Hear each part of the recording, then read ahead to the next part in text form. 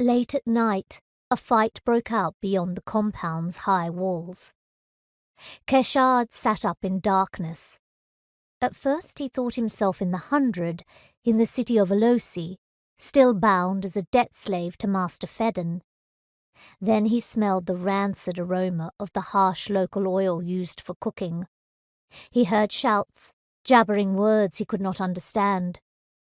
He wasn't in the 100. He was in the Cerniacan Empire. He groped for the short sword he had stashed under the cot. "Hey, Keshard," a bleary voice murmured on the other side of the curtain. "Quiet, there's trouble." The cloth rippled as Elliott wrestled with clothing, or his turban, or whatever the hells the Silvers were so cursed prudish about. Bracelets jangled. There came a curse, a rattle and a thump as the cot tipped over. "Where's the lamp?" "Hush!"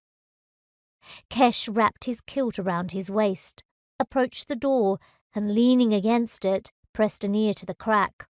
All quiet. "Nothing to do with us," he whispered. "Yet." The cot scraped, being righted. "The Cerniacan officials have locked us in the compound, won't let us trade, and hand over a scant portion of rice and millet once a day so we don't starve.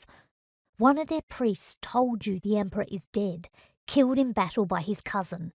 They've locked down Sardia and are restricting all movement. These troubles have everything to do with us.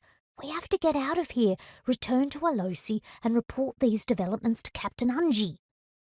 "Say it a bit louder, perhaps. That will help us now. If everyone figures out we're spies." "No need to constantly criticize me." Oh, well. No matter how much he disliked Elliott, he had to make this expedition work, or he'd never get what he wanted. And to get what he wanted, he had to stay on Elliott's good side. "I beg your pardon. It's hateful to be stuck in this cursed compound day and night." Elliott grunted in acknowledgement of the apology, which Kesh knew was gracelessly delivered. "We've got to do something." Kesh jiggered the latch and cracked the door. It was strange to deal with hinges instead of proper doors that slid, but in the Empire things were done one way or not at all, and if you didn't like it, the priests would condemn you to the fire. In the courtyard, a lamp hanging from a bracket illuminated the storehouse gates, but the far walls, with their set-back doors into other storerooms and sleeping cells, remained hidden in shadows.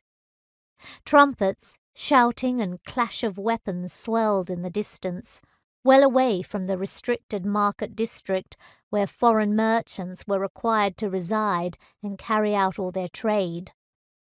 A whiff of burning oil stung his nose as a flame flared behind him.